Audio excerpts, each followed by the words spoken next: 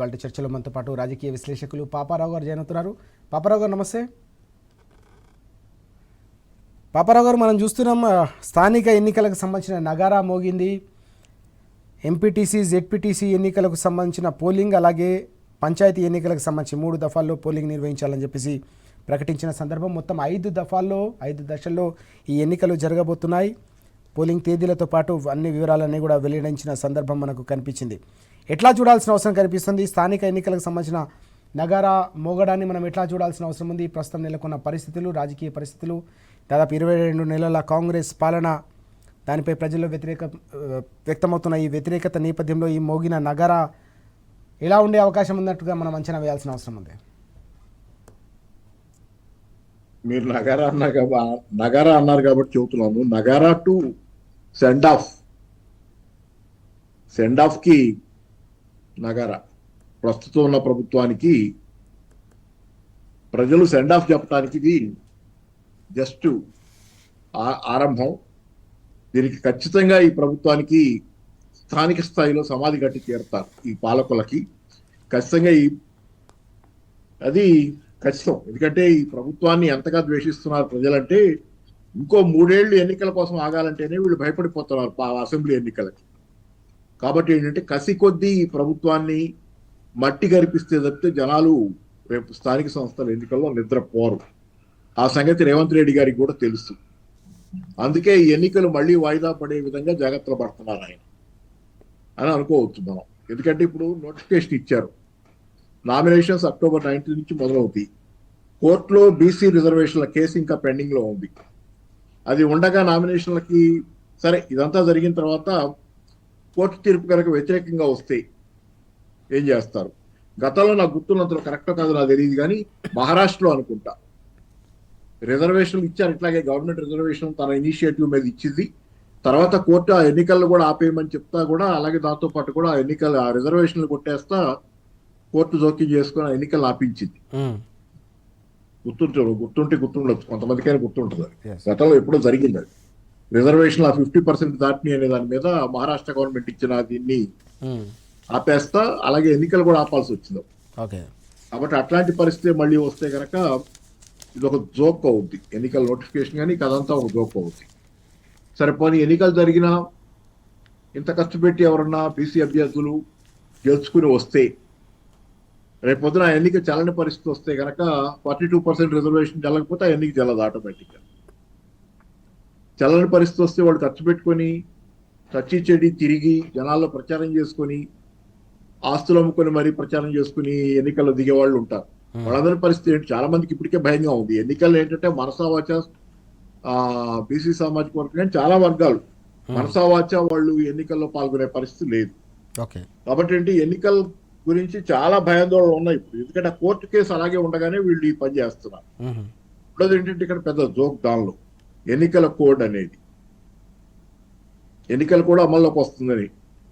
ఎన్నికల కోడ్ అమల్లోకి రావటం ఏంటి? ఎప్పటి నుంచో ఎన్నికల కోడ్ 2023 డిసెంబర్ 3వ తారీఖున రేవంత్ రెడ్డి గారు అధికారంలోకి వచ్చిన రోజు నుంచి ఈ రోజు దాకా ఎన్నికల కోడ్ అమల్లో ఉన్నట్టే. ఎందుకంటే ఎప్పుడు ఏ పని చేయని గవర్నమెంట్ ఇది, పనే చేయట్ల గవర్నమెంట్. అట్లాంటి గవర్నమెంట్కి మళ్ళీ కొత్తగా ఎన్నికల కోడ్ ఇచ్చి మళ్ళీ దాన్ని ఏదో ఒక సాకు ఒక కారణం చూపిస్తూ, ఎందుకు కొన్నాళ్ల పాటు అప్పులైపోయింది, తెలంగాణ అప్పుల పాలైందని చెప్పి ఆ పేరుతో జనాలకి ఏ పథకాలు అమలు చేయాల. తర్వాత ఇంకో కారణం అప్పులు పుట్టడం లేదు, ఢిల్లీ పోతే చెప్పులు కొట్టేసే వాళ్ళగా చూస్తున్నారు నన్ను చెప్పి ఇట్లాంటి కారణాలు చెప్పి ఉద్యోగస్తుల జీతాలను డిఏలు అడిగితే సరిగ్గా ఇవ్వమని చెప్పి దానికి నన్ను కోసుకు తినని మాట్లాడినటువంటి రేవంత్ రెడ్డి గారి ప్రభుత్వం పనిచేయటం లేదనేది నిజం. ఈ ప్రభుత్వం ఏమాత్రం ప్రజలకు పనికొచ్చే పని చేయటంలా. అడదవలు ఏ పనులు చేసుకుంటున్నారో మనకి చెప్పలేం, కానీ అంటే ఢిల్లీ యజమానులకి కప్పం కట్టే పని అయితే మాత్రం జరుగుతున్నట్లుంది. కానీ ప్రజల విషయంలో ఏ పని జరగట్లేదు అనేది స్పష్టంగా ప్రజలకి తెలుసు, జీవితం చెప్తుంది. కాబట్టి ఏంటి ఈ సందర్భంలో ఎలక్షన్ కమిషన్ ఇచ్చినటువంటి ఎన్నికల కోడ్ అనేది, ఎన్నికల కోడ్ కొత్తగా ఒక్కర్లా ఉన్న పరిస్థితి. ఎందుకంటే దానికి ఎలక్షన్ కమిషన్ కి తప్పక ఫార్మాలిటీగా ఎన్నికల కోడ్ పెట్టడం తప్పితే వాస్తవానికి ఎన్నికల కోడ్ ఎప్పుడు ఉంది రాష్ట్రంలో గత 2 ఏళ్లుగా. సో దాని అది. కాబట్టి ఏంటి ఇక్కడ మీకు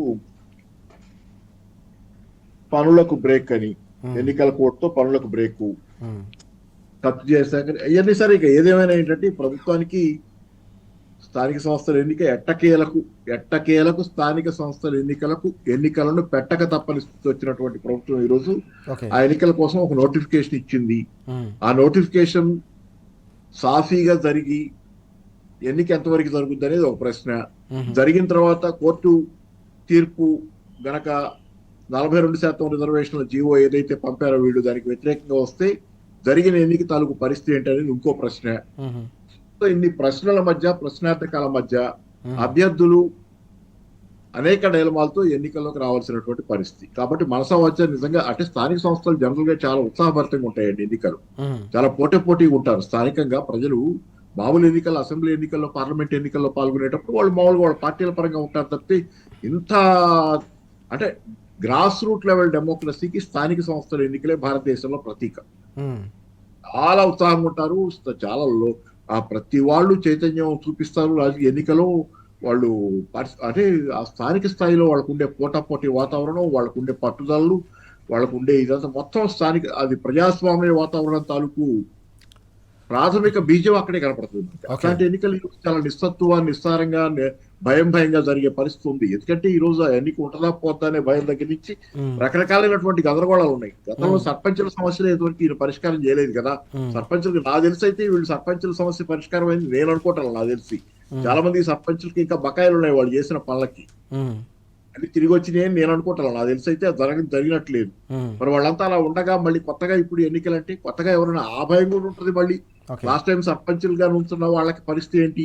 ఆస్తులు అమ్ముకుని పనులు చేస్తే వాళ్ళకి ఏమి ఇచ్చారు? వాళ్ళని రెచ్చగొట్టారు తప్పితే టీఆర్ఎస్ ప్రభుత్వం మీదకి వీళ్ళు వాళ్ళని సర్వనాశనం చేసేసారు కదా కొంతమందినైనా. కాబట్టి ఇట్లాంటి రకరకాల భయాందోళనల మధ్య రోజు సర్పంచ్ ఎన్నికలు లేకపోతే స్థానిక సంస్థల ఎన్నికలు జరుగుతున్నాయి. కాబట్టి ఎన్నికలేమో మనసా వచ్చే ప్రజాస్వామ్య వాతావరణంలో జరుగుతున్నాయి కాదు. ఇప్పటికే మనకి రావాల్సిన నిధులు కూడా ఎన్నికల సమయానికి జరగకపోవటం వల్ల కేంద్రం నుంచి రావాల్సిన నిధులు కొన్ని వందల కోట్ల రూపాయలు వెనక్కి వెళ్ళిపోయినటువంటి పరిస్థితి కూడా ఉంది. ఆల్రెడీ నష్టపోయి ఉన్నాయి స్థానిక సంస్థలు. అవి వచ్చినా కనీసం ఏమైనా కొంత బాగుంటేదేమో, ఆ డబ్బులు కొంత పనులు చేయడానికి ఉండేమో. అది కూడా లేదు. ఈ రోజు గ్రామీణ ప్రాంతాల్లో పారిశుధ్యం నుంచి చాలా పనులు పడకేస్తున్నాయి. కాబట్టి ఇట్లాంటి వాతావరణంలో స్థానిక సంస్థల ఎన్నికల్లో పాల్గొని మళ్ళీ దానిలో గెలిచి ఆ ఎన్నిక ఉంటుందో లేదో తెలియని భయం, ఇంత ఖర్చు పెట్టి గెలిస్తే గెలిచిన తర్వాత మళ్ళీ పనులు చేస్తే ఖర్చు పెట్టి ఆ డబ్బులు ఎంతవరకు ఇస్తారో ఈ ప్రభుత్వం అసలు ఇంకో భయం. ఇట్లా ఇన్ని భయాల మధ్య అభ్యర్థులకు భయమే, ప్రజలకు కూడా నమ్మకం లేని స్థితి అయితే ఉంది. పూర్తిగా మనం చూస్తా ఉన్నాం. స్థానిక ఎన్నికలకు సంబంధించిన వ్యవహారంలో అనేక రకాల అనుమానాలు కావచ్చు, గందరగోళ పరిస్థితులు కూడా నెలకొన్నాయని చెప్పేసి పాపారావు గారు చెప్తున్న సందర్భం మనం చూస్తున్నాం. దీనికి తోడుగా గత 22 నెలల కాంగ్రెస్ పాలనపై కూడా ప్రజల్లో తీవ్ర స్థాయిలో వ్యతిరేకత వ్యక్తమవుతున్న నేపథ్యం, అది రోజు రోజుకు కూడా తీవ్రమవుతున్న నేపథ్యంలో ఆ ప్రభావం కూడా తప్పకుండా పెద్ద ఎత్తున ఎన్నికల్లో పడే అవకాశం అయితే స్పష్టంగా కనిపిస్తుందని పాపారావు గారు తేల్చి చెప్తున్న సందర్భాన్ని కూడా మనం చూస్తూ ఉన్నాం. చర్చలో మనతో పాటు బీఆర్ఎస్ సీనియర్ నాయకులు భరత్ గారు జాయిన్ అవుతున్నారు. భరత్ గారు నమస్తే. భరత్ గారు, మనం చూస్తున్నాం స్థానిక ఎన్నికలకు సంబంధించిన నగారా ఎట్టకేలకు మోగిన సందర్భం కనిపిస్తూ ఉంది. అయితే ఈ ఎన్నికలపై అనేక రకాల అనుమానాలు, అభ్యర్థుల్లో కూడా గందరగోళాలు కూడా కనిపిస్తూ ఉన్నాయి. క్షేత్రస్థాయిలో కూడా మనం చూసాం నిన్న. అయితే ఈ ఎన్నికల నేపథ్యంలో ఎలాంటి అంశాలు ఎన్నికల్లో కీలకమైన పాత్ర పోషించే అవకాశం ఉంది? తెలంగాణ ప్రజాక్షేత్రంలో ప్రజల మనోభావాలు ఏ అంశాలను ప్రభావితం చేసే అవకాశం ఉందని భావించారు? ఈ ప్రభుత్వం ఎంత అనిశ్చితంగా ఉన్నదో ఎన్నికల నగార కూడా అంతే అనిశ్చితంగా ఉన్నది. అంటే నిశ్చితంగా ఎన్నికలు అవుతుందనే నమ్మకం ఎవరికీ లేదు. గత అనేక నెలలుగా ఒక ప్రహసనం ఏదైతే ప్రభుత్వం మొదలుపెట్టిందో ఎన్నికలకు సంబంధించి, వాళ్ళకి ఎన్నికలకు పోయేదానికి ధైర్యము దమ్ము లేదండి ప్రభుత్వానికి. తప్పనిసరి పరిస్థితి ఉన్నది. తర్వాత బీసీ రిజర్వేషన్స్ మీద డ్రామాలాడి ప్రజల్ని మోసం చేసే కార్యక్రమం మొదలుపెట్టుకున్నారు. ఎక్కడైతే బీజేపీతోని సహాయం తీసుకొని ఈ బీసీ రిజర్వేషన్ని చేయాల్సిన అవసరం ఉందో అక్కడ బీజేపీతో సహాయం లేదు. కానీ బీఆర్ఎస్ మీద ప్రభుత్వం లేని ప్రతిపక్షంలో ఉన్న బీఆర్ఎస్ ఏదైతే ప్రశ్నిస్తున్నదో కేంద్ర రాష్ట్ర ప్రభుత్వాలని, వాటికి సంబంధించిన వాళ్ళ తప్పులు తర్వాత వాళ్ళ వైఫల్యాలు కప్పిపుచ్చుకునే దానికోసము ఇవాళ కాంగ్రెస్ బీజేపీ ఏకమై బీఆర్ఎస్ మీద దాడి చేస్తున్నారు. కానీ అదే బీసీల మీద ఆ దాడి, ఆ ఐక్యత ఏదైతే ఉందో బీసీ రిజర్వేషన్ని అమలు చేసేదానికోసం దాన్ని 9th షెడ్యూల్లో పెట్టించి దానికి ఒక సరైన ప్రాతిపదికతోని అది అమలయ్యేటట్టుగా చూసుకునే దాన్ని గాలికి వదిలేసేసి ఇవాళ డ్రామాలు చేయడం మొదలుపెట్టారు. ఆ డ్రామాలు చేసే దానికోసం ఈ ఎన్నికల వ్యవస్థని తర్వాత ఎలక్షన్ కమిషన్ని ప్రతి ఒక్కరిని దాంట్లో భ్రష్టు పట్టించే కార్యక్రమం ఇలా కాంగ్రెస్ చేసుకునేది. తర్వాత గత అనేక నెలలు దాదాపు సంవత్సరం పైన అయిపోయింది స్థానిక సంస్థల యొక్క గడువు తీరిపోయి. ఇవాళ స్థానిక సంస్థలకి ముఖ్యంగా గ్రామీణ ప్రాంతంలో గ్రామాలకి ఏ రకమైన వసతులు లేని పరిస్థితి. చక్కగా ఉన్న గ్రామాలు ఇవాళ పెంట దిబ్బల్లాగా తయారైనాయి. మొత్తము ఒక పరిశుభ్రత లేదు, తర్వాత చెత్త చేసే వ్యవస్థ లేదు, దానికి తర్వాత నిధులు లేవు. పంచాయత్ సెక్రటరీలు వాళ్ళ జేబులలో నుంచి చేతనైన కాడికి జేబులలో నుంచి పెట్టుకుంటా ఉన్నారు, ప్రజలు కాంట్రిబ్యూషన్స్ వేసుకుంటా ఉన్నారు. ఓ చక్కటి పరిస్థితి గ్రామీణ ప్రాంతంలో పచ్చదనంతో, తర్వాత మంచినీటితోని వీధులు శుభ్రంగా ఉండి వీటన్నిటితోని, తర్వాత ఒక ట్రాక్టరు, ఒక ట్రాలీ, ఒక ట్యాంకరు, ఇవన్నీ ఏదైతే వ్యవస్థ కేసీఆర్ గారి పరిపాలన మొదలుపెట్టినారో అదంతా కూడా ఇవాళ మొత్తం ధ్వంసం అయిపోయినాయి. ప్రజా ఆరోగ్య వ్యవస్థ చాలా చిన్నభిన్నమైంది. దానికి తోడు వర్షాల నుంచి వచ్చే కష్టాలని మేనేజ్ చేయడం కానీ, విజువలైజ్ చేయడం కానీ ఇవంతా ఏది చేయలేదు. ఇవాళ ఎన్నికల్లో ఖచ్చితంగా ప్రజలు ఈ అవ్యవస్థ ఏదైతే రేవంత్ రెడ్డి గారికి నాయకత్వంలో ఉన్న కాంగ్రెస్ పార్టీ అలా క్రియేట్ చేసి ప్రజల్ని ఇబ్బందుల పాలు చేస్తున్నారో వాటన్నిటి మీద కూడా ఇవాళ అవే ప్రశ్నలు అవుతాయి. ఇవాళ అదొక్కటే కాదు, వీళ్ళు ప్రజల్ని మోసం చేసే దానికోసం చేసిన అనేక వాగ్దానాలు ఏవైతే ఉన్నాయో, గ్యారంటీలు ఏవైతే ఉన్నాయో, ఇవాళ ప్రతి ఇంటి దగ్గర ఓట్లు అడగడానికి వచ్చినప్పుడు ఖచ్చితంగా ప్రజలు అడుగుతారు, అడగాలి. ఖచ్చితంగా అడగాలి. చక్కదనంగా వచ్చే రైతు బంధుని అస్తవ్యస్తం చేస్తున్నారు. ఈ దినానికి 4 విడతలుగా రావాల్సిన రైతు బంధు, అందరికీ రావాల్సిన రైతు బంధు ఎన్ని వచ్చినాయండి? దాని బాకీ ఎంత ఉన్నదో లెక్క తేలాల్సిందే, ఆ బాకీ కట్టాల్సిందే ప్రభుత్వం. తర్వాత ఎన్నికలు అన్నప్పుడే అన్ని విషయాలు చర్చకు వస్తాయండి. మీరు ఏం ప్రామిసులు చేసినారు, ఇంత మునుపు ఏం వాగ్దానాలు చేసినారు, ఆ వాగ్దానాలు ఎంతవరకు మీరు అమలు చేసినారు, మీరు ఎన్ని అప్పులు తీసుకొని వచ్చినారు. కేసీఆర్ గారి ప్రభుత్వంలో అప్పులు తీసుకొచ్చినారని గగ్గోలు పెట్టినారు.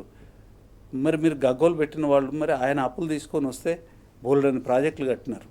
ఆ ప్రాజెక్టుల యొక్క ఫలితం ప్రజలు అనుభవిస్తూ ఉన్నారు. కరెంటు 24 గంటలు వచ్చేటట్టుగా వారు చేసినారు. ఆ తర్వాత అనేక రకాల మంచినీరు ఇంటికి తీసుకొని వచ్చినారు. సాగునీరు పొలాలలోకి వచ్చింది. రైతు యొక్క పంటను కొనే వ్యవస్థను ఏర్పాటు చేసినారు, కల్లాలు ఏర్పాటు చేసినారు. ఈ రకంగా అనేకం జనజీవన స్రవంతిలో ప్రతిరోజు జీవనానికి కావాల్సిన సౌకర్యాలన్నీ కూడా ఆ రోజు కల్పించడం జరిగింది. ఇవాళ అవన్నీ అస్తవ్యస్తమైనవి.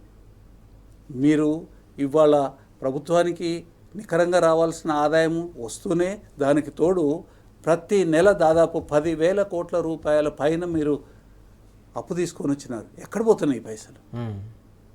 ఇంత అప్పులు తీసుకొని వచ్చిన దాదాపు ఇవాళ 2,30,000 కోట్ల రూపాయలు ఈ 22 నెలల్లోనే ప్రభుత్వం తీసుకొని వస్తే, కాంగ్రెస్ ప్రభుత్వం తీసుకొస్తే ఆడిపోతున్నాయి ఈ పైసలు. మీరు వాగ్దానం చేసిన ఒక వాగ్దానం కూడా మీరు సరిగా చేయలేదు. తర్వాత ఏదైతే ఆర్టీసీలో ఫ్రీ బస్సు అని పేరు మీద ఏదైతే చేసినారో ఇవాళ ఆర్టీసీని అప్పులపాలు చేసినారో, ఆర్టీసీకి డబ్బులు ఇవ్వట్లేదు మీరు. ఈ తర్వాత మీకు అనేకం స్త్రీలకి 2,500 రూపాయలు ప్రతి నెల ఇస్తామని చెప్పినారు. మహాలక్ష్మి స్కీము ఏమైంది దానికి? మళ్ళీ ఇవాళ మీరు ఓట్లు అడగడానికి వస్తూ ఉన్నారు. ఏం ముఖం పెట్టుకొని వస్తున్నారు మీరు? మీరు మమ్మల్ని మోసం చేసి ఓట్లు ఎట్లా అడుగుతున్నారు? ఈ అప్పులది ఈ బాకీ కార్డు అనేది ఖచ్చితంగా ప్రతి మహిళ, ప్రతి ఓటరు, ప్రతి యువకుడు ఖచ్చితంగా ప్రశ్నించాల్సిన అవసరం ఉంది కాంగ్రెస్ పార్టీని. ఎందుకంటే ఎన్నికలు ఎప్పుడే ఈ చర్చలు వస్తాయి. ఈ చర్చలు ప్రముఖంగా అడిగేదానికి అవకాశం ఉంటుంది, పార్టీలను ప్రశ్నించేదానికి అవకాశం ఉంటుంది. మీరు మార్పు తీసుకొస్తా ఉన్నారు. ఏ రకమైన మార్పు తీసుకొచ్చినారు? ఇల్లు బీకి పందిరేసిండ్రు, మీకు ఎందుకు ఓటేయాలి? ఇది అడగాల్సిన అవసరం ప్రతి ఓటర్కు ఉన్నది. ప్రజాస్వామ్యం పరిడవిల్లాలన్నా, సమాజం యొక్క తెలంగాణ సమాజం యొక్క గ్రామీణ ప్రాంతం కానీ పట్టణ ప్రాంతం కానీ మళ్ళీ బాగుపడాలన్నా ఈ ప్రశ్న అనేది రామబాణం. ఖచ్చితంగా దీన్ని ఉపయోగించుకోవాలి. చాలా కీలకమైన అంశం ఇది. పూర్తిగా ప్రజలు ప్రశ్నించాల్సిన అవసరం ఉంది. ప్రభుత్వ వైఫల్యాలతో పాటు ఎన్నికల సందర్భంలో ఇచ్చిన వాగ్దానాలు ఏమయ్యాయని చెప్పేసి తప్పకుండా స్థానిక సంస్థల ఎన్నికల ప్రచారం సందర్భంగా వచ్చే కాంగ్రెస్ నేతల్ని ప్రజలు నిలదీసి అడగాల్సిన అవసరం ఉందని సోమా భరత్ గారు చాలా స్పష్టంగా చెప్తున్న సందర్భాన్ని మనం చూస్తున్నాం. పిలుపునిస్తున్న సందర్భం కూడా మనం స్పష్టంగా చూస్తూ ఉన్నాం. పాపారావు గారు, ఈ స్థానిక సంస్థల ఎన్నికలకు సంబంధించిన వ్యవహారంలోనే గతంలో కామారెడ్డి డిక్లరేషన్పై కూడా పెద్ద ఎత్తున చర్చ జరుగుతున్న సందర్భం కూడా కనిపిస్తోంది. కామారెడ్డి డిక్లరేషన్లో బీసీలకు మీరు 42% చట్టబద్ధంగా ఇస్తాం రిజర్వేషన్లని చెప్పి చివరికి జీవో ద్వారా ఇచ్చారు. ఇప్పుడు అది కోర్టులో ఆ వ్యవహారం అంతా కూడా ఉన్న సందర్భం. ఈ క్రమంలో కూడా దీనిపై గందరగోళం నెలకొందనే అంశం కూడా కనిపిస్తోంది. ఎట్లా చూడాల్సిన అవసరం ఉంది? ఈ ప్రక్రియపై ఇప్పటికే అనేక రకాల అనుమానాలను బీసీ నేతలు, బీసీ సంఘాలకు సంబంధించిన నేతలు కూడా వ్యక్తం చేస్తూ ఉన్నారు. దీని తోడుగా స్థానిక రిజర్వేషన్లకు సంబంధించిన అంశంపై కూడా అభ్యంతరాలు వ్యక్తమవుతున్న సందర్భం కూడా కనిపిస్తోంది. ఎట్లా చూడాలి ఈ అంశాన్ని మనం? బీసీ సామాజిక వర్గానికి చెందినటువంటి నేతలు ఎవ్వరూ కూడా రేవంత్ రెడ్డి గారు చెప్తున్నటువంటి 42% రిజర్వేషన్లు తెస్తున్నాం అనే దాన్ని నమ్మటం లేదు. వాళ్ళలో చాలా మంది దీని పట్ల చాలా తీవ్రమైనటువంటి అసంతృప్తితో ఉన్నారు. ముఖ్యంగా కామారెడ్డి డిక్లరేషన్, మీరు ఇప్పుడు ప్రస్తావించిన డిక్లరేషన్ బీసీలకి సంబంధించినటువంటి అంశాల్లో అనేక వాగ్దానాలు, సుమారుగా 25 దాకా అనుకుంటే 25 పైన వాగ్దానాలు చేసింది. కామారెడ్డి డిక్లరేషన్ లో కాంగ్రెస్ పార్టీ బీసీలకు పలానా చేస్తామని చెప్పి ఒక 25 వాగ్దానాలు చేసింది. ఉదాహరణకి ఒకటి నాకు గుర్తున్నది చెబుతాను. ఆ సంవత్సరానికి 20,000 కోట్ల రూపాయలు బీసీల కోసం బడ్జెట్ లో కేటాయిస్తామని చెప్పింది. కానీ ఈ సంవత్సరం ప్రస్తుతం నడుస్తున్న బడ్జెట్ లో అది కేటాయించింది కేవలం 8,000 కోట్లు. పోయిన సంవత్సరం కూడా ఇలాంటి పరిస్థితి. కాబట్టి ఇప్పుడు బీసీలకి 42% రిజర్వేషన్ల మాట, దాని దగా, కాంగ్రెస్ పార్టీ దగా కాసేపు పక్కన పెడితే చర్చలు వచ్చి మిగతా అనేక అంశాలు ఉన్నాయి కదా, అదొక అంశం. కాంగ్రెస్ పార్టీ కామారెడ్డి డిక్లరేషన్ లో ఇది ఒక అంశం మాత్రమే. ఇంకా అనేక అంశాలు ఉన్నాయి కాంగ్రెస్ పార్టీ కామారెడ్డి డిక్లరేషన్ లో. ఏ అంశాలను వీళ్ళు అమలు చేశారు సాధ్యం కానీ కాసేపు పక్కన పెట్టండి. నిజంగా వాళ్ళు చెప్తున్నట్టు సాధ్యం కాదని అనుకుంటే, లేదు సాధ్యం చేయడానికి ప్రయత్నం చేస్తాం కానీ అంతా దైవాధీనం అనుకుంటే కనుక, లేకపోతే కోర్టు తీర్పులు ఇట్లాంటి వాటి మీద ఆధారపడుతుంది అనుకుంటే కనుక కాసేపు రిజర్వేషన్ల అంశం పక్కన పెడితే 42%, మిగతా అంశాల్లో కాంగ్రెస్ పార్టీకి వాటిని అమలు చేయడానికి వచ్చినటువంటి అడ్డం ఏంటి, ఆటంకం ఏంటి? ఈ మధ్యకాలంలో వచ్చిన ఒక వార్త ప్రకారంగా కేబినెట్ సమావేశంలో ఇదే అంశాన్ని పొన్నం ప్రభాకర్ గారు ఎవరో లేవనెత్తారనేది నేను చదివింది, నాకు గుర్తున్న దానిలో. ఆయన మిగతా అంశాలైనా అమలు చేద్దాం మనం అని మాట్లాడారని. మిగతా అంశాలు ఉన్నాయి కదా, ఈ రిజర్వేషన్ ఇట్లాంటి కొన్ని అంశాలు కాకపోతే మిగతా అంశాలైనా మనం అమలు చేద్దాం కదా, అమలు చేస్తే బీసీలు కొంత సంతృప్తి చెందుతారు కదా అనే విషయానికి వస్తే ఆయన మాట్లాడితే దాట వేసినట్లుగా రేవంత్ రెడ్డి గారి వైఖరి ఉంది. ఏం మాట్లాడుకున్నాను, దాట వేసినట్లుగా ఉందనేది పేపర్లో వచ్చిన వార్త, ఏ పత్రికలో గుర్తులేదు. అంటే చిత్తశుద్ధికి ఇదే తార్కాణం. 42% రిజర్వేషన్లు ఒక వివాదాస్పద అంశంగా ఉండటం వల్ల మేమేం చేయలేకపోతున్నాం చెప్పుకోవటానికి చేస్తున్న ప్రయత్నం. ఓకే, చేయండి, నమ్మేవాళ్ళు నమ్ముతారు, ఎవరు నమ్మటంలో చాలా వరకు. అది కాసేపు పక్కన పెట్టినా మిగతా అంశాలు చేయడానికి మీకు ఆటంకం ఏంటి, అడ్డం ఏంటి? కాబట్టి ఏంటంటే ఆ అంశాలన్నీ అమలు చేయడానికి అనువైనవి రకరకాలు ఉన్నాయి. జయశంకర్ గారికి సంబంధించినటువంటి వీటిని స్థాపిస్తాం ఎట్లా గుర్తులేదు నాకు అన్ని, కానీ చాలా వరకు చాలా అంశాలు అమలు సాధ్యం. కానీ వాటిల్లో కూడా ఈ వేటిని అమలు చేయకుండా ఉన్నారంటే బీసీల పట్ల రేవంత్ రెడ్డి గారికి చిత్తశుద్ధి లేదు. కేవలం బీసీలను భ్రమపెట్టి అబద్ధాలాడి ఓట్లు వేయించుకోవటానికి మాత్రమే కామారెడ్డి డిక్లరేషన్ అన్ని డిక్లరేషన్ల లాగానే, ఖమ్మం డిక్లరేషన్ లాగా, వరంగల్ డిక్లరేషన్ లాగా, ఇంకో డిక్లరేషన్ లాగా ఈ డిక్లరేషన్లు అన్నిట్లాగా రైతుల్ని మోసం చేయడానికి వరంగల్ డిక్లరేషన్, యువజనుల్ని నిరుద్యోగుల్ని మోసం చేయడానికి ఖమ్మం డిక్లరేషన్ ఈ రకంగా వాడుకున్నారు. ఖమ్మం డిక్లరేషన్ ఉదాహరణ నిరుద్యోగ వృత్తి తీసుకుంటే దానిలో నిరుద్యోగ వృత్తి ఒక మేజర్ అంశం. దానిలో అసెంబ్లీ సాక్షిగా బట్టి విక్రమార్క గారు మేము ఆ వాగ్దానం చేయలేదని చెప్పడం ద్వారా ప్రియాంక గాంధీ గారు ఆ మాట అన్నది దాట వేసి ఒక అబద్ధం ఆడారు. ఇట్లాంటి ప్రతి డిక్లరేషన్ లో ఉన్నటువంటి పాయింట్లన్నీ ఈ రోజు అబద్ధాలని తేలుతాయి. కాంగ్రెస్ పార్టీయే పెద్ద అబద్ధాల పార్టీగా ఈ రోజు జనం ముందు నిలబడింది. కాబట్టి ఈ రోజు మీరు ఈ అంశాన్ని కాసేపు పక్కన పెట్టండి. ఈ అంశాన్ని కూడా వీళ్ళు చేయడానికి ఏమాత్రం చిత్తశుద్ధి లేదు. పార్టీ పరంగా రిజర్వేషన్లు ఇస్తాం, ఇవన్నీ కాకపోతే చెబుతున్నారు. పార్టీ పరంగా రిజర్వేషన్ ఇవ్వడం ద్వారా ఏ ప్రయోజనం ఉండదు. ఎందుకంటే వీళ్ళ పోటీదారు ఎవరు, అవతల పార్టీ నుంచి ఎవరు పోటీ చేస్తారనేది దాన్ని బట్టి కూడా చాలా ఉంటది కదా. Right. మీరు ఒక నియోజకవర్గాన్ని బీసీలకు ఇచ్చినట్లయితే అక్కడ అందరూ బీసీలు పోటీ చేస్తారు కాబట్టి ఎవరో ఒక బీసీ ఖచ్చితంగా గెలుస్తారు. రైట్. అలాంటి వాతావరణం లేకుండా చేసి ఒక దగాకోరు ఉద్దేశంతో చేస్తున్నటువంటి పనులు తప్పి దీనిలో చిత్తశుద్ధి లేదనేది అందరికీ తెలుసు, కనపడతానే ఉంది. రైట్. పాపారావు గారు చెప్తా ఉన్నారు పూర్తిగా చిత్తశుద్ధి కనిపించట్లేదు ప్రభుత్వంలో అని చెప్పేసి చెప్తున్న సందర్భం మనం చూస్తున్నాం. భారత్ గారు ఇక్కడ బీసీ రిజర్వేషన్లతో పాటు ఎస్సీ ఎస్టీలకు సంబంధించిన వ్యవహారంలో కూడా అనేక రకాల చోట్ల గందరగోళంగా మొత్తం వ్యవహారం అంతా కూడా నడుస్తుందనే కథనాలు కూడా కనిపిస్తున్నాయి. స్థానిక రిజర్వేషన్లకు సంబంధించిన మొత్తం వ్యవహారంపై కూడా ఒక గందరగోళమైన వాతావరణం ఉందనే కథనాలను కూడా మనం చూస్తూ ఉన్నాం. ఎట్లా చూడాలి మొత్తం ప్రక్రియ ముందు నుంచి కూడా కామారెడ్డి డిక్లరేషన్ నుంచి మొదలుకుంటే మొన్న వచ్చిన జీవోకు సంబంధించిన వ్యవహారం, మీరు కూడా న్యాయవాద వృత్తిలో ఉన్నారు, హైకోర్టుకు సంబంధించిన వ్యవహారం కూడా పెండింగ్లో ఉన్న సందర్భం, ఈ మొత్తం అంశాలను మనం ఎట్లా చూడాలి? ఇదంతా మీరు ఒకటి చూడండి, ఇప్పుడు ప్రభుత్వం అనేది ఎప్పుడైనా కొంత ఫెయిర్గా ఉండాల్సిన అవసరం ఉన్నదండి. ప్రభుత్వం ఫెయిర్గా లేకపోతే ప్రజలు కూడా అదే పద్ధతిలో ఉంటారు. ఎప్పుడు డిక్లేర్ చేసినారండి ఈ రిజర్వేషన్?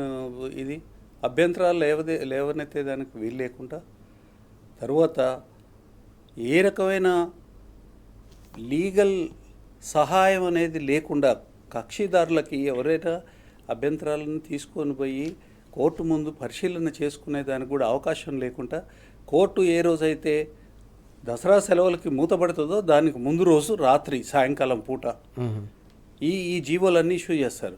నేను ఉదాహరణకు ఒక విషయం చెప్తాను. మనకు తండాలని గ్రామ పంచాయతీలు చేసినాం. తండాలల్లో కేవలము లంబాడాలు మాత్రమే ఉంటారు. లంబాడా సామాజిక వర్గానికి సంబంధించిన వాళ్ళు ఎస్టీలు. వాళ్ళని ఎస్టీలుగా డిక్లేర్ చేసింది కూడా కాంగ్రెస్ ప్రభుత్వమే. 71లోనో 72లోనో చేసినారు.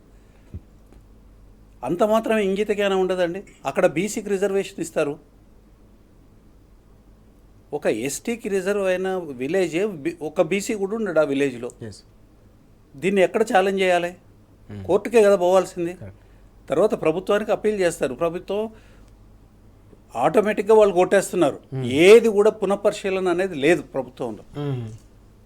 మేము ఇచ్చిందే శాసనం, ఇదే అమలు జరగాల అనే తర్వాత దానికి రాజ్యాంగబద్ధంగా ఉన్నదా లేదా, అక్కడ అవకాశం ఉందా, రిజర్వేషన్ మీరు డిక్లేర్ చేస్తే అమలయ్యే అవకాశం ఉందా లేదా అని చూసుకునే ఇంగిత జ్ఞానం లేకుండా తర్వాత అవకాశాలని క్లోజ్ చేసి అంటే కోర్టు హాలిడేస్కు పోయినప్పుడు ఈ రకమైన జీవోలు తీసుకురావడం, ఈ రకమైన చట్టాలు తీసుకురావడము, కోర్టు ఒక రోజు ముందు అంటే కోర్టు మూసివేయబడే రోజు సాయంకాలం అంటే కోర్టుకు పోకుండా ఎఫెక్టివ్గా కోర్టుకు పోని పరిస్థితిని ప్రభుత్వమే కల్పిస్తే ఆ పరిస్థితిని, అట్లాంటి దుర్మార్గమైన పరిస్థితి, రాజ్యాంగానికి వ్యతిరేకమైన పరిస్థితిని ప్రభుత్వమే కల్పిస్తే ఏమనుకోవాలి? దగులుబాజీ ప్రభుత్వం అనుకుంటామా? ఇంకేమనుకుంటామండి? ఓకే. ప్రతి విషయంలో వీళ్ళు కాంగ్రెస్ పార్టీ గత అసెంబ్లీ ఎన్నికల కన్నా ముందు నుంచి, 1 సంవత్సరం ముందు నుంచి దగులుబాజీ కార్యక్రమమే వాళ్ళ ఎజెండాగా తీసుకున్నారు. దగులుబాజీతనము, మోసం చేయడము, మభ్యపెట్టడము, మోసం చేయడము, ఓట్లని దొంగతనం చేసినారండి. అధికారాన్ని దొంగతనంగా సంపాదించినారు. ప్రజల్ని మోసం చేసినారు. ప్రతి విషయంలో, ఏ ఒక్క విషయంలో కూడా వాళ్ళు చేసిన వాగ్దానాలు కానివ్వండి, గ్యారంటీలు కానీ, ఇచ్చిన గ్యారంటీలు కానీ, కార్డులు సిగ్గులజ్జ లేకుండా కార్డుల మీద సంతకాలు పెట్టి ప్రజలకు పంచిపెట్టి ఓటర్లను మభ్యపెట్టి ఓట్లు సాధించినారు. సాధించిన తర్వాత ఇలా పీడిస్తున్నారు జనాల్ని. ఉన్నైపోయినాయి, ఉంచుకునైపోయినాయి అన్నట్టుగా ఇవాళ ఏంటంటే అంత మునుపున్న కార్యక్రమాలు కూడా పోయినాయి. అంత మునుపున్న స్కీమ్స్ అన్నిటి కూడా ఎగనామం పెట్టినరు. కొత్త స్కీమ్స్ తేలేదు. ఒకటి మాత్రం తెస్తున్నారండి, కోట్ల అప్పులు తీసుకొస్తున్నారు. ఎక్కడ పోస్తున్నారు? వనిదలు. మోసం కదా, దగా కదా. అందుకనే ఎన్నికలు అనేది ఒక గొప్ప ప్రజాస్వామిక వేదిక. అది ఏ ఎన్నికలైనా సరే ప్రజాస్వామిక వేదిక. ఆ ఎన్నికలు జరుగుతున్నప్పుడు వీళ్ళు ఇంత మునుపు వీళ్ళ రికార్డ్ ఏంది, ఇంత మునుపు వీళ్ళు ఏం మాట్లాడినరు, ఎన్నికలు అయిన తర్వాత ఏం చేసిండ్రు, ఏ విషయాలని రెచ్చగొట్టి వ్యతిరేకత కూడగట్టినారు, అవి చేస్తున్నారా లేదా? వీళ్ళు వాగ్దానాలు చేస్తున్నారు. అప్పుల మీద అడ్డగోలుగా మాట్లాడిన వీళ్ళు ఇవాళ అప్పులు తీసుకొచ్చి ఎక్కడ పోస్తున్నారు? ఆదాయం అంతా ఎక్కడ పోతున్నది? ఇవాళ ఎక్సైజ్ ఆదాయము ఇబ్బడి ముబ్బడిగా పెరిగింది. ఇవాళ జిఎస్టీ ఇబ్బడి ముబ్బడిగా పెరిగింది. ఏడబోతున్నాయి పైసలు? ఇవాళ హైదరాబాద్ నగరం వరదలలో చిక్కుకొని అనేక బస్తీలు కానివ్వండి, కాలనీలు కానివ్వండి మొత్తం మునిగిపోయినాయి. సిగ్గు లజ్జ లేకుండా 2 రిజర్వాయర్ల గేట్లు హెచ్చరిక లేకుండా ఒకేసారి వదులుతారండి ఎవడన్నా? ఎందుకు వదిలినారు? పేపర్లలో వార్తలు వస్తూ ఉన్నాయి. పలుకుబడగలిగిన వాళ్ళ ఇండ్లు మునగకుండా ఉండే దానికోసం ముందస్తుగానే నీళ్లు వదిలినారు. తద్వారా కింద లోతట్టు ప్రాంతంలో ఉన్న కాలనీలు బస్తీలన్నీ మునిగిపోయినాయని. ఓకే. ఈ బండి గుండు ఎక్కడ పోయినారు? కేంద్రం రాష్ట్రం ఇద్దరు కలిసి ఇవాళ ప్రజల్ని పీడిస్తూ ఉన్నారు కదా. ఓకే. ఇవి కూడా విషయాలే కదా. ఎన్నికలు ఎప్పుడు మాట్లాడాల్సిన విషయాలే కదా. స్థానిక సంస్థల ఎన్నికలు ఎప్పుడు మాట్లాడాల్సిన విషయాలు. రిజర్వేషన్ అమలయ్యే పద్ధతుల్లో చేసినారా? అస్తవ్యస్తం అన్నట్టు. అది అమలయ్యే 2 బిల్లులు ఇవాళ ప్రెసిడెంట్ దగ్గర, గవర్నర్ దగ్గర ఆమోదం కోసం పెండింగ్ ఉండగా జీవో ఎట్లా నిలుస్తుందని ఇవాళ హైకోర్టు ప్రశ్నించింది. ఓకే. సమాధానం చెప్పాలి కదా. అంటే వాళ్ళకి తెలుసు ఈ నిలవని తెలుసు, ఈ రిజర్వేషన్ నిలవదని తెలుసు. కానీ మేము ఇస్తానంటే కోర్టు ఆపిందని చండాలమైన ప్రచారం చేసేదానికోసం ఈ రకంగా దగులుబాజీ వ్యవహారానికి ఇవాళ తెరలేపినారు. దగులుబాజీ, కాంగ్రెస్ అంటేనే దగులుబాజీతనం, మోసం, దగ, దోపిడి. ఇవాళ ఈ డబ్బు మీరు 2,30,000 కోట్ల రూపాయలు అప్పు తీసుకొని వచ్చినారు ప్రభుత్వం స్వయంగా. తరువాత ప్రతి నెల బ్రహ్మాండమైన ఇన్కము వస్తుంది ఇవాళ గవర్నమెంట్కి. ఒక్క రిజిస్ట్రేషన్ దాని మీద తగ్గింది తప్ప మిగతా అన్నిట్లలో డబ్బులు వస్తున్నాయి. ఎక్కడ పోతున్నాయి ఈ పైసలు? గ్రామ పంచాయతీలకు ఎందుకు ఇవ్వట్లేదు మీరు?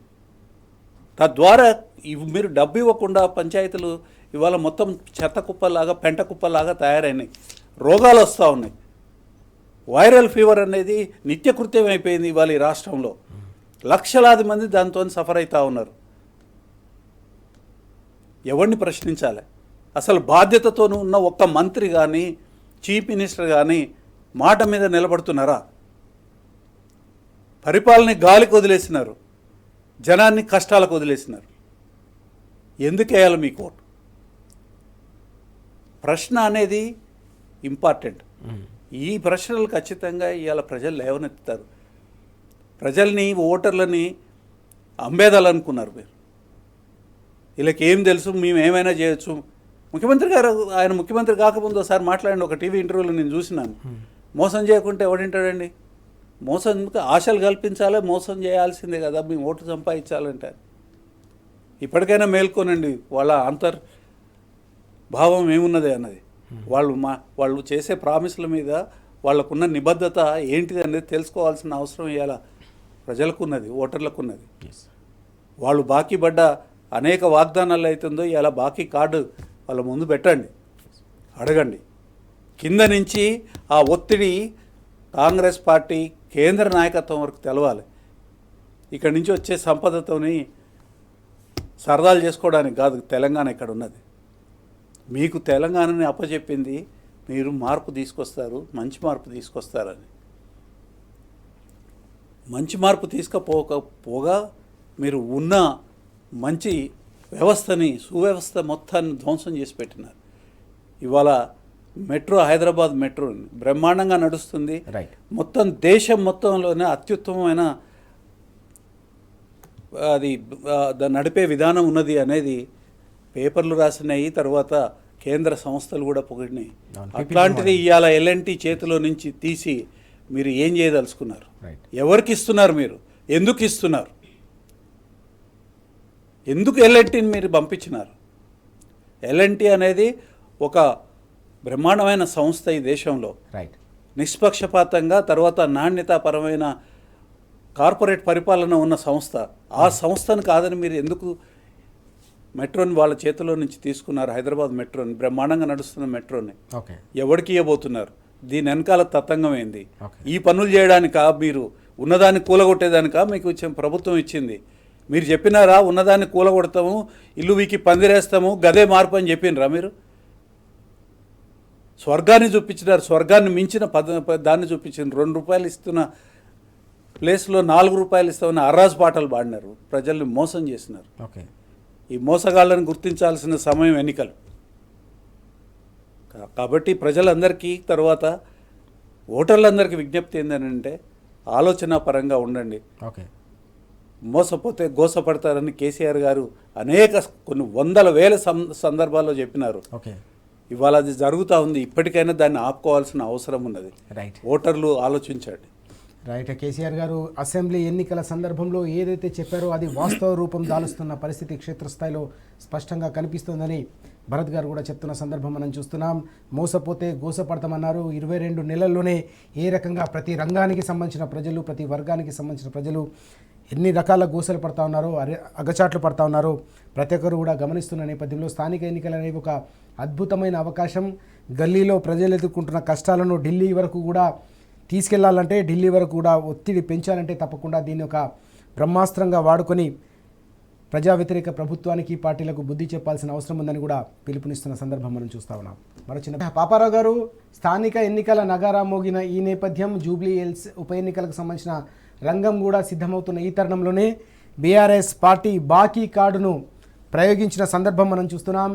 కాంగ్రెస్ పార్టీ, కాంగ్రెస్ ప్రభుత్వం గత 22 నెలల పాటు బాకీ పడ్డ ప్రతి పైసాను లెక్కగట్టి ఇటీవల బీఆర్ఎస్ వర్కింగ్ ప్రెసిడెంట్ కేటీఆర్ గారు బాకీ కార్డును విడుదల చేసిన పరిస్థితి. తెలంగాణ వ్యాప్తంగా కూడా దానిపై పెద్ద ఎత్తున చర్చ జరుగుతున్న సందర్భం కూడా మనం చూస్తూ ఉన్నాం. బాకీ కార్డే బ్రహ్మాస్త్రం, ప్రభుత్వాన్ని నిలదీసేందుకు అలాగే ప్రజా వ్యతిరేక ప్రభుత్వాన్ని ఎండగట్టేందుకు ఈ బాకీ కార్డే బ్రహ్మాస్త్రం కాబోతుందని కూడా నిన్న తెలంగాణ భవన్ వేదికగా కూడా ప్రకటించిన సందర్భం మనం చూసాం. ఎట్లా చూడాలి ఈ బాకీ కార్డుకు సంబంధించిన ఈ కీలకమైన అంశాన్ని? అంటే పరీక్షలో టీచరు పిల్లల పేపర్లో వాల్యూ చేస్తారు కదా, వాల్యూ చేసి దానికి మార్కులు వేస్తారు. అదే ఇది కూడా. ఎందుకంటే టీచర్లు ఎవరు లేకపోవచ్చు, ప్రజలే టీచర్లు. కానీ ప్రజలకు ఒకసారి ఈ లెక్కలు అంకెలు అన్ని కోడేసి ఒక చోట లెక్కలేసుకునే అవకాశం ఉండదు, అంత టైం ఉండదు. కాబట్టి ప్రజల తరఫున వ్యాంగార్డ్గా, ప్రజల తరఫున అగ్రగామిగా, ప్రజల తరఫున పోరాట శక్తిగా ఉన్నటువంటి టీఆర్ఎస్ నాయకత్వం ఈరోజు కాంగ్రెస్ ప్రభుత్వ పార్టీ వైఫల్యాల్ని ఈరోజు అంకెల రూపంలో, లెక్కల రూపంలో స్పష్టంగా కళ్ళకు కనపడేటట్లు, మామూలుగా మనం అందరం మాట్లాడుకుంటున్నాం, ఫెయిల్యూర్స్ అన్ని మాట్లాడుతున్నాం, కానీ అంకెలతో లెక్కలతో కొట్టొచ్చినట్లుగా కనపడేటట్లుగా ఏ రకంగా కాంగ్రెస్ పార్టీ ప్రజల్ని ఎంత మేరకు దగా చేసిందో అంకెల్లో. అది కూడా మామూలు మన మనం ఎప్పుడు కూడా అంకెల ప్రజలు జనరల్ గా కూడా ఉంది. ఒకప్పుడు ఎప్పుడో కూడా నాకు విన్నాను ఒకసారి, సుందరయ్య గారు, అప్పుడు పుత్తలపల్లి సుందరయ్య గారు ప్రతిదీ డేటాతో మాట్లాడేవాళ్ళట. పబ్లిక్ మీటింగ్ లో మాట్లాడితే ప్రతిదీ గణాంకాలు ఇస్తా మాట్లాడేవాళ్ళు ఆయన. దానివల్ల విశ్వసనీయత వస్తుంది చెప్పే సబ్జెక్ట్ మీద. ఎవరికైనా చెప్పేది కరెక్ట్ అనుకోవాలంటే ఆయన చెప్పేది ఏదో గాలిపోగేసి చెప్తున్నట్లుగా కాకుండా, ఊకదంపుడు ఉపన్యాసంగా కాకుండా అంకెలతో, సంఖ్యలతో ప్రతిదీని ఇదమిద్దంగా తేల్చి చెప్పేది, ఫ్యాక్ట్స్ తో, డేటాతో చెప్పేది జనానికి బాగా పట్టుద్ది. అది నమ్మదగ్గది, విశ్వసనీయత దానిలో ఉంది. కాబట్టి ఈరోజు బీఆర్ఎస్ పార్టీ చేస్తున్న ఆరోపణలు, అసలు ప్రజలే ఆరోపణలు చేస్తున్నారు బీఆర్ఎస్ పార్టీ కంటే ఎక్కువ. సరే పోనీ బీఆర్ఎస్ పార్టీ చేస్తున్న ఆరోపణల్ని బీఆర్ఎస్ పార్టీ ఉట్టి గాలి పోగేసినటువంటి ఆరోపణలుగా కాకుండా ఇదమిద్దంగా తేల్చి ఎదురు బదులివ్వటానికి అవకాశం లేని విధంగా అంకెల రూపంలో, లెక్కల రూపంలో ప్రజల ముందుకు తీసుకెళ్తుంది. ఇది చాచి లెంపకాయ కొట్టమంటారు కదా, ఆ రకంగా ఇది బ్రహ్మాస్త్రమే నిజంగా ప్రజల చేతిలో. ఇది ప్రతి వాళ్ళ చేతిలో బ్రహ్మాస్త్రం. అది పెట్టుకొని రేపు పొద్దున కాంగ్రెస్ స్థానిక సంస్థల ఎన్నికల అభ్యర్థులు తమ దగ్గరికి వచ్చినప్పుడు ఇదేంటంటే ఎవరు జవాబు చెప్పగలిగిన పరిస్థితి ఉంటుంది. ఓ పాశుపదాస్త్రం, ఓ బ్రహ్మాస్త్రమే. కాంగ్రెస్ పార్టీ నాయకత్వానికి ముచ్చెమటలు పట్టించగలిగినటువంటి బ్రహ్మాస్త్రం. ఇంటికి పోతే దాని గోడ మీద అతికించుకొని ప్రశ్నిస్తే కనుక తట్టుకోలేని స్థితి. దాన్ని చూస్తేనే మామూలుగా దెయ్యాలు, భూతాలు గోడ మీద కనుక దేవుడి ఫోటో ఉంటే భయపడతాయి, ఇది ఆంజనేయుడు ఇది చెబుతుంటారు కదా మనకి. ఆంజనేయ ఇది కూడా చదువుకుంటారు మామూలుగా, ఆంజనేయ ఇది మన స్తోత్రం లాంటివి చదువుకుంటారు భయం వేసినప్పుడు. అట్లా ఇదేంటంటే శత్రువు కాంగ్రెస్ పార్టీ అనే దాన్ని ఈ రోజు దాన్ని దగా చేసిన కాంగ్రెస్ పార్టీని దాని తర్వాత అభ్యర్థిగా నుంచోటానికి కూడా భయపడిపోయే పరిస్థితి ఒక బ్రహ్మాస్త్రం ఇది ఖచ్చితంగా. కాబట్టి ఏంటంటే ప్రతి పథకంలోను, ప్రతి మాటలోను వాళ్ళు చెప్పిన వాగ్దానాల్లో ఎంతెంత దగా జరిగిందో, ఏ రకంగా మోసం చేశారనేది ఈ కార్డు రేపు పొద్దున వాళ్ళందరికీ, ప్రజలందరికీ చేరుతుంది, అది చూపిస్తుంది. అది ఇక్కడ జూబ్లీ బైపోల్స్ లో కావచ్చు, జనరల్ గా గ్రామీణ ప్రాంతాల్లో కావచ్చు, లేకపోతే మీకు స్థానిక సంస్థల ఎన్నికల్లో కావచ్చు, ప్రతి చోట ప్రజల చేతిలో ఇది. ప్రజలు ఖచ్చితంగా దీన్ని ఫ్రేమ్ కట్టించి ఇంట్లో పెట్టుకునే పరిస్థితి ఉంటుంది. ఓకే, ఎస్, మనం చూస్తున్నాం ప్రజలు దీన్ని పూర్తి స్థాయిలో కాంగ్రెస్ నేతలు నిలదీయడానికి సిద్ధంగా ఉన్నారని పాపారావు గారు స్పష్టంగా చెప్తున్నారు. బాకీ కార్డు తప్పకుండా బ్రహ్మాస్త్రం కాబోతుందనే అంశాన్ని ఆయన కూడా నొక్కి చెప్తున్న సందర్భం మనం చూస్తూ ఉన్నాం. భరత్ గారు, మనం చూస్తున్నాం స్థానిక ఎన్నికలకు సంబంధించిన అంశం ఇప్పటివరకు మనం మాట్లాడడం. జూబ్లీ హిల్స్ ఉప ఎన్నికలు కూడా రాబోతున్నాయి. జూబ్లీ హిల్స్ ఎన్నికలపై కూడా ప్రతి ఒక్కరు కూడా దృష్టి సారిస్తున్న సందర్భం. రాష్ట్రంలో ఉన్న అధికార కాంగ్రెస్ పార్టీని కాదని, కేంద్రంలో అధికారంలో ఉన్న బీజేపీని కాదని అనేక మంది నేతలు బీఆర్ఎస్లో తెలంగాణ భవన్లో జాయిన్ అవుతున్న సందర్భం కూడా కనిపిస్తుంది. నిన్న కూడా కీలకమైన నేతలంతా కూడా వచ్చి జాయిన్ అయిన సందర్భాన్ని కూడా మనం చూసాం. ఈ మొత్తం అంశంలో స్థానిక ఎన్నికలతో పాటు జూబ్లీ హిల్స్ ఉప ఎన్నికల్లో ఈ బాకీ కార్డు అనేది ఎలాంటి కీలకమైన పాత్ర పోషించే అవకాశం ఉందని భావించాలి? బాకీ కార్డు కేటీఆర్ గారు అన్నట్టుగా ఇది బ్రహ్మాస్త్ర. దాన్ని సంధించినది కేటీఆర్ రామారావు గారు కాబట్టి ఇది రామబాణం. విషయం ఏంటంటే కాంగ్రెస్ వాళ్ళని ప్రజలు నమ్మరని కాంగ్రెస్ వాళ్ళకే తెలుసు, కాంగ్రెస్ పార్టీకి తెలుసు. అందుకు కానీ ఏంటంటే వీళ్ళు గ్యారంటీ కార్డులు సోనియా గాంధీ, రాహుల్ గాంధీతో సంతకాలు పెట్టి ఇచ్చినారు. ఇవాళ ఈ బ్రహ్మాస్త్రం ఏదైతే బాకీ కార్డు ఏదైతే ఉందో, అరే నాయన మీరు 420 ప్రామిసులు చేసినారు, వాగ్దానాలు చేసినారు, 6 గ్యారంటీ కార్డులు ఇచ్చినారు. 6 గ్యారంటీ కార్డులకి 420 హామీలకి తేడా ఏంది? ఏంటంటే ఈ గ్యారంటీ కార్డులు within 100 days from the formation of the government అని ఆ గ్యారంటీ కార్డులో ఇచ్చినారు. Soon after we coming to the power in 100 days మేము ఈ గ్యారంటీలు ఏదైతే ఈ కార్డులలో చెప్పినామో అవి మేము అమలు చేస్తాం. ప్రయత్నం చేస్తామని కూడా కాదు, ఖచ్చితంగా అమలు చేస్తామని ఒక వాగ్దానము దాని మీద రాసి సోనియా గాంధీ గారు సంతకం పెట్టి, రాహుల్ గాంధీ గారు కొన్నిటి మీద సంతకం పెట్టి ఆ కార్డులని పంచిపెట్టి ఓట్లు సంపాదించినారు.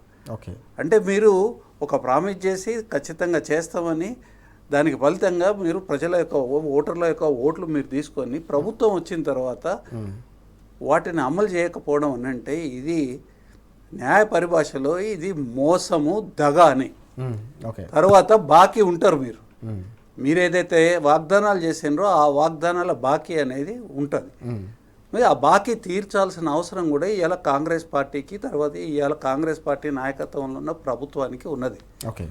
22 నెలలు అయిపోయింది. డిసెంబర్ 9వ తారీఖు 2023 నాడు ప్రభుత్వంలోకి వచ్చింది కాంగ్రెస్ పార్టీ. ఇవాళకి 22 నెలలు ముగిసినాయి. ఇవి మీరు బాకీ చెల్లించండి. ఇవాళ మళ్ళీ మీరు ఎన్నికల కోసం మళ్ళీ ప్రజల ముందుకు వస్తున్నారు కొత్త వాగ్దానాలు చేసేదానికి. కొత్త వాగ్దానాలు చేయకండి, ఉన్న వాగ్దానాలు మీరు ఏదైతే చేసిండ్రో అది తీర్చండి. ఇవాళ వాళ్ళకి పునశ్చరణ చేయించాల్సిన అవసరం ఉన్నది కదా. అయ్యా మీరు ఇట్లా మాట్లాడినారు, మరి మీరు దీన్ని అమలు చేయండి, ముందుగాల మీరు ఇంత బాకీ పడినారు అనేది ప్రజలు కాంగ్రెస్ పార్టీ ముందు పెట్టాల్సిన అవసరం ఉన్నది. వాళ్ళ మోసాన్ని, దగాని ఆ బాకీ కార్డులతోని చూపించి వాళ్ళకి తెలియజేయాల్సిన అవసరం ఉన్నది ఇవాళ. కాబట్టి పాపారావు గారు చెప్పినట్టుగా ప్రజాస్వామ్య వ్యవస్థలో ఎన్నికలు ఒక వేదిక. ఈ వేదికలో ఖచ్చితంగా అడగాల్సిన అవసరం ఓటర్లకు ఉన్నది, సమాధానం చెప్పాల్సిన అగత్యము కాంగ్రెస్ పార్టీకి ఉన్నది. కాబట్టి ఇవాళ ఈ నిజాలతోని కాంగ్రెస్ పార్టీని కడిగేయాల్సిన అవసరం ఉంది, ఓడించాల్సిన అవసరం కూడా ఉంది ఓటర్లకి. లేకపోతే మనుగడ కేసీఆర్ గారు చెప్పినారు, మోసపోతే గోసపడతారు, అదే నడుస్తుంది. మనం చూస్తున్నాం బాకీ కార్డు ఒక బ్రహ్మాస్త్రంగా మారబోతుందని స్పష్టంగా చెప్తా ఉన్నారు భరత్ గారు, అలాగే పాపారావు గారు కూడా. ఓవైపు స్థానిక సంస్థలకు సంబంధించిన ఎన్నికల నగారా మోగిన నేపథ్యం, మరోవైపు జూబ్లీ హిల్స్ ఉప ఎన్నికలకు కూడా రంగం సిద్ధమైన ఈ కీలకమైన తరుణంలో బీఆర్ఎస్ పార్టీ పక్షాన వర్కింగ్ ప్రెసిడెంట్ కేటీఆర్ గారితో పాటుగా అనేక మంది నేతలంతా కూడా కలిసి విడుదల చేసిన ఈ కీలకమైన బాకీ కార్డు కాంగ్రెస్ పార్టీకి సంబంధించిన వైఫల్యాలను ఎండగట్టడంలో, అలాగే కాంగ్రెస్ పార్టీ ఇచ్చిన హామీలను మరోసారి గుర్తు చేయడంలో కీలక పాత్ర పోషించబోతుంది. ప్రజల చేతిలో కూడా ఇది ఒక బ్రహ్మాస్త్రం కాబోతుందనే అంశం కూడా ఇప్పుడు చర్చకు దారితీస్తున్న పరిస్థితి. తెలంగాణ వ్యాప్తంగా కూడా ఇప్పుడు బాకీ కార్డుపై పెద్ద ఎత్తున ఇప్పటికే డిస్కషన్ మొదలైంది. అనేక గ్రామాల్లో కూడా పెద్ద ఎత్తున ప్రజలు చర్చించుకుంటున్న పరిస్థితి.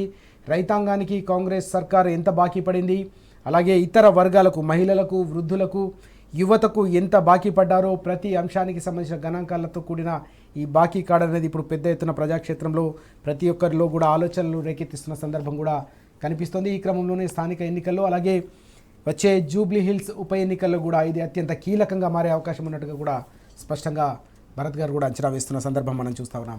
చివరిగా ఒక కీలకమైన అంశం కూడా కనిపిస్తుంది పాపారావు గారు. పార్టీ ఫిరాయింపులకు సంబంధించిన వ్యవహారంపై నిన్న వాదనలు ప్రారంభమైన సందర్భం కూడా కనిపించింది స్పీకర్ గారి వద్ద. ఈ మొత్తం వ్యవహారాన్ని ఎట్లా చూడాలి? మనం చూసాం గత ఏడాది ఫిరాయింపులకు సంబంధించిన వ్యవహారం సందర్భంలో గేట్లు ఎత్తితే బీఆర్ఎస్ పార్టీలో ఒకరు కూడా మిగిలారనే పరిస్థితి, అలాంటి ప్రకటనలు చూసాం. చివరికి పార్టీ కండువా కప్పితే ఆ కప్పిన కండువా పార్టీదే కాదని చెప్పుకునే సందర్భం కూడా కనిపించింది. ఎట్లా చూడాలి ఈ మొత్తం అంశాన్ని మనం? అంటే ఓ రకంగా కోర్టు విచారణ లాగా జరగాల్సిన సందర్భం వచ్చింది స్పీకర్ గారికి. ఆ పరిస్థితి మొత్తం మీద సుప్రీంకోర్టు తీర్పు తర్వాత ఇప్పుడు స్పీకర్ ముందు ఒక రకమైనటువంటి కోర్టు విచారణ, వాద ప్రతివాదాలు జరుగుతున్నటువంటి పరిస్థితి ఇది.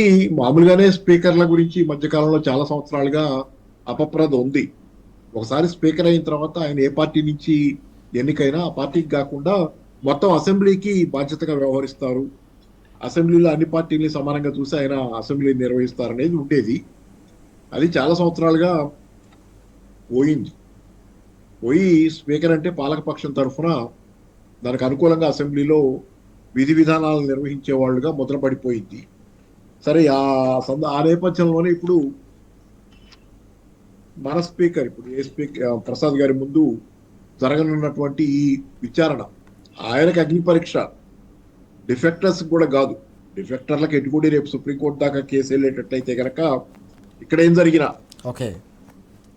జరిగినా సుప్రీంకోర్టు దాకా కేసు వెళ్ళి ఇక్కడ కనుక విచారణ జరిగితే ఖచ్చితంగా ఏదంటే నెగిటివ్ గానే వచ్చే అవకాశాలే ఎక్కువ, చాలా ఎక్కువ. కాబట్టి బైపోల్స్ వచ్చే అవకాశం. కాకపోతే ఏంటంటే ఉంటది కదా బారో టైం అని ఒక మాట ఉంది. కొన్ని జీవితాలు బారో టైం మీద గడుస్తాయి, కొన్ని అది అంటే అరువు తెచ్చుకున్న సమయం మీద గడిచిపోతుంటాయి. అట్లా జీవితాలంటే ఇట్లా ఇప్పుడు ఈ రోజు అయితే ఈ ఎమ్మెల్యేల పరిస్థితి ఇవాళ తేలింది. స్పీకర్ గారి దగ్గర తేలకపోతే కొంతకాలం పాటు మళ్ళీ కోర్టు విచారణ సమయం దాకా వీళ్ళు పేరుకి ఎమ్మెల్యేలుగా ఉంటా నిత్యం దినగండం 100 ఏళ్ల ఆయుష్గా పదవి మీద కత్తి నెత్తి మీద వేలాడుతూ ఉంటది. కాబట్టి ఏంటంటే బారో టైం, అరువు తెచ్చుకున్న సమయం మీద స్పీకర్ గారు విచారణ మరి తంత ఎలా జరుగుతుంది అనేది చూడాలి. ఆయన కూడా ప్రజల ముందు ఈ రోజు నిష్పక్షపాతంగా ఉంటాడా, ఆయన ఉండడా, ఆయన కూడా అగ్ని పరీక్ష. ఎందుకంటే ఆయన మామూలుగా చూస్తే కనుక ఆయన్ని సాధారణంగా చూస్తే ఆయన మరీ అంత అవకతవక మనిషిగా కనపడ్డు పైకి. అనేది మరి ఈరోజు ఈ విచారణ అయితే ఆయనకి అగ్ని పరీక్ష. ఎందుకంటే ఆయన జవాబుదారీ ఆయన పార్టీకి కూడా కదా, పార్టీ మనిషి కాదని మనం అనుకున్న ప్రభావాలు ఉంటున్నాయి ఈ మధ్యకాలంలో, పార్టీ ప్రభావాలు. నాకు గుర్తు ఇంద్రజిత్ గుప్తా గారు అప్పట్లో, ఇంద్రజిత్ గుప్తా గారు ఆయన సోమనాథ్ చటర్జీ పార్లమెంట్ స్పీకర్ గా ఉన్నప్పుడు ఆయన సిపిఎం పార్టీ పలాంది ఏదో చెప్పినప్పుడు రాజీనామా చెప్తే చేయలా, నేను స్పీకర్ గా ఉన్నాను, మీ పార్టీ ఇదనేది నాకు. ఎందుకంటే ఆయన గెలిచింది సిపిఎం తరఫునే, కానీ సార్ స్పీకర్ అయిన తర్వాత పార్టీ మాట నేను విన్నాను అన్నాడు. ఇంత ఇంటెగ్రిటీ మరి ఈయన చూపించగలడా? ఇట్లాంటి ఇంటెగ్రిటీ చాలా మంది చాలా సందర్భాలు ఇట్లాంటి ఇంటెగ్రిటీ చూపించారు స్పీకర్లు కానీ నాయకులు కానీ. ఈయన చూపిస్తాడా లేదనేది ఆయనకి అగ్ని పరీక్ష. ఇటుకుడి పదవులు ఊడే పరిస్థితి అయితే మాత్రం దరిదాపు ఖరారు వీళ్ళకి, దరిదాపు ఖరారు. అంటే ఈయన ఇంటెగ్రిటీకి అది మేజర్ టెస్ట్ ఈ రోజు.